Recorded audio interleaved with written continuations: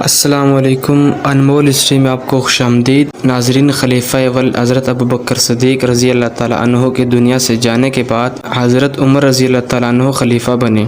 دنیا کی دو super power Roman umpire اور پرشین امپائر ابھی تک قائم تھی۔ مسلمانوں نے انسانوں کو ان کی غلامی سے آزاد کرنے کا فیصلہ کیا اور ان کو ختم کرنے کے لیے اٹھ کھڑے ہوئے۔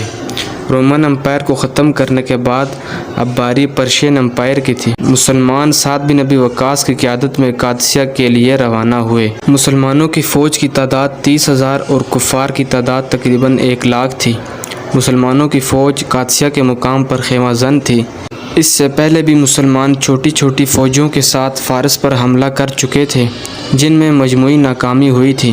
اسی وجہ سے ایران کو اپنی فوج پر بہت زیادہ ناز تھا۔ ایران نے مسلمانوں کو ختم کرنے کے لیے ایک زبردست جنگ کا اعلان کیا۔ فارسیوں نے رستم کی قیادت میں ایک بڑا لشکر بھیجا۔ رستم کے بارے میں مشہور تھا کہ رستم جب کسی جنگ میں جاتا ہے تو وہاں سے فتح یاب ہو کر لوٹتا ہے۔ چنانچہ دونوں فوجیں قادسیہ کے مقام پر آمنے سامنے ہوئیں۔ مسلمانوں کے سپہ سالار سعد بن ابی وقاص تھے۔ سعد بن ابی وقاص ان دنوں کافی بیمار تھے۔ ان کو سخت بخار اور جسم پر پھوڑے نکلے ہوئے تھے، نہ چل سکتے تھے اور نہ ہی گھوڑے پر سوار ہو سکتے تھے۔ اس لیے سعد بن ابی وقاص رضی اللہ تعالیٰ عنہ نے خالد بن ارطفہ کو جنگ کا سردار مقرر کیا۔ ناظرین، روایتی جنگ شروع ہوئی۔ کافروں کی طرف سے ہرمس نامی جنگجو مقابلے کے لیے آیا اور یہاں سے غالب بن عبداللہ آئے۔ دونوں میں خوب لڑائی ہوئی۔ آخر میں ہرمس غالب بن عبداللہ کا مقابلہ نہ کر سکے اور غالب بن عبداللہ کے ہاتھوں گرفتار ہوئے۔ گرفتار ہونے کے بعد انہیں سعد بن ابی وقاص رضی اللہ تعالیٰ عنہ کے سامنے پیش کیا گیا۔ دوسری دفعہ کفار کی طرف سے ایک جنگجو آیا جس کے مقابلے کے لیے مسلمانوں کی طرف سے حضرت عاصم رضی اللہ تعالیٰ عنہ آئے۔ حضرت عاصم نے اسے شکست دی اور وہ بھی گرفتار ہو گئے۔ اسی طرح تیسری مرتبہ بھی یہی ہوا۔ رستم سے یہ بے عزتی برداشت نہ ہوئی، چنانچہ اس نے بڑے بڑے ہاتھیوں سے حملہ کر دیا۔ مسلمانوں کو ان ہاتھیوں کی وجہ سے کافی نقصان ہوا، کیونکہ مسلمان عرب کے رہنے والے تھے اور وہاں گھوڑے، اونٹ اور خچر ہوتے تھے۔ اس لیے مسلمان جب ان پر حملہ کرتے تو گھوڑے ہاتھیوں کو دیکھ کر بھٹک جاتے اور آگے بڑھنے کے بجائے واپس پیچھے مڑتے، جس کی وجہ سے مسلمان کافی شہید ہو گئے۔ لیکن مسلمان چٹان کی طرح ڈٹ کر مقابلہ کرتے رہے۔ سعد بن ابی وقاص رضی اللہ تعالیٰ عنہ سارا منظر دیکھ رہے تھے اور انہوں نے چند ایلچی کھڑے کیے ہوئے تھے۔ چنانچہ انہوں نے حکم دیا کہ بنو تمیم کے لوگوں کو میرے پاس بلاؤ۔ بنو تمیم کے لوگ سخت جنگجو، نڈر اور اپنی جان کی پرواہ کیے بغیر بڑے بڑے کارنامے سر انجام دیتے تھے۔ انہوں نے گھوڑوں کو پیچھے کیا، پیدل گئے اور اپنے نیزوں سے ہاتھیوں پر بیٹھے لوگوں کو قتل کیا۔ اس دوران کئی مسلمان ہاتھیوں کے پاؤں کے نیچے آ کر شہید ہوئے، لیکن ہاتھی قابو میں نہیں آ رہے تھے۔ تیر اندازوں کو حکم دیا گیا کہ ہاتھیوں پر بیٹھے لوگوں کو نشانہ بنائیں۔ اسی اسنا میں حضرت عاصم رضی اللہ تعالیٰ عنہ آگے گئے اور ہاتھی کی سونڈ پر نیزوں سے وار کیے، جس سے ہاتھی گرنے لگے۔ اسی دیکھا دیکھی میں باقی مسلمانوں نے بھی یہی کام کیا۔ رستم نے باقی دستوں کو حکم دیا کہ مسلمانوں پر حملہ کرے اور پھر گمسان کی جنگ ہوئی۔ جنگ کرتے کرتے رات ہو گئی اور جنگ روک دی گئی۔ ناظرین، جنگ کے پہلے دن مسلمانوں کو شدید نقصان ہوا، لیکن مسلمانوں نے کفار کی کمزوری جان لی تھی۔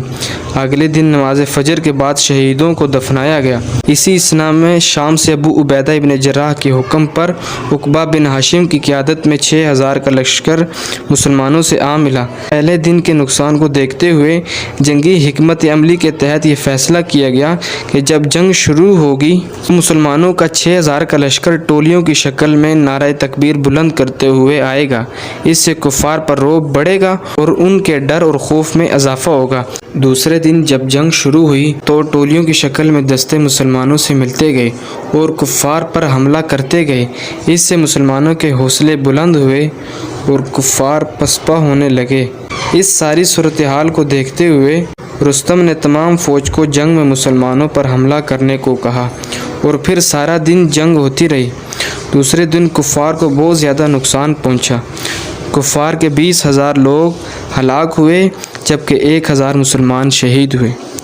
تیسرے دن نماز فجر کے بعد شہیدوں کو دفنایا گیا۔ رستم نے جنگ میں نقصان کا ازالہ کرنے کے لیے اس دفعہ پھر ہاتھیوں سے حملہ کیا۔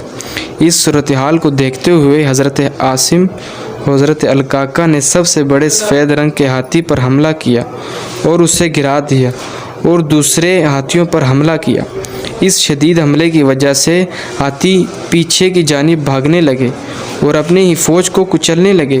سارا دن شدید جنگ کے بعد مسلمان آخر رستم کی خیمت تک پہنچ گئے۔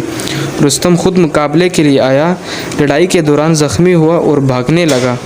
بھاگتے ہوئے دیکھ کر بلال بن علقمہ رضی اللہ تعالیٰ عنہ نے اس پر وار کیا، جس سے وہ قتل ہو گیا۔ اعلان کیا گیا کہ رستم واصل جہنم ہو گیا اور میدان چھوڑ کر بھاگ گئے۔ مسلمانوں نے نعرہ تکبیر بلند کیا اور یوں دنیا کی دوسری سپر پاور بھی مسلمانوں کے زیر تسلط آ گئی۔ اس جنگ میں بہت سارا مال غنیمت مسلمانوں کے ہاتھ لگا۔ اس جنگ میں تقریباً 8,000 کے قریب مسلمان شہید ہوئے اور 30,000 کفار مارے گئے۔ ناظرین، اس عظیم کامیابی کی اطلاع امیر المومنین عمر بن خطاب رضی اللہ تعالیٰ عنہ اور مکہ مدینہ کے لوگوں تک پہنچانے کے لیے قاصد روانہ کیا۔ حضرت عمر حسب معمول مدینہ کے رستے میں بیٹھے ہوئے تھے اور شدید بے چین تھے۔ وہ قاصد آیا اور انہیں جنگ کی خوشخبری دی۔ اگر یہ ویڈیو آپ کو اچھی لگی تو لائک کریں اور سبسکرائب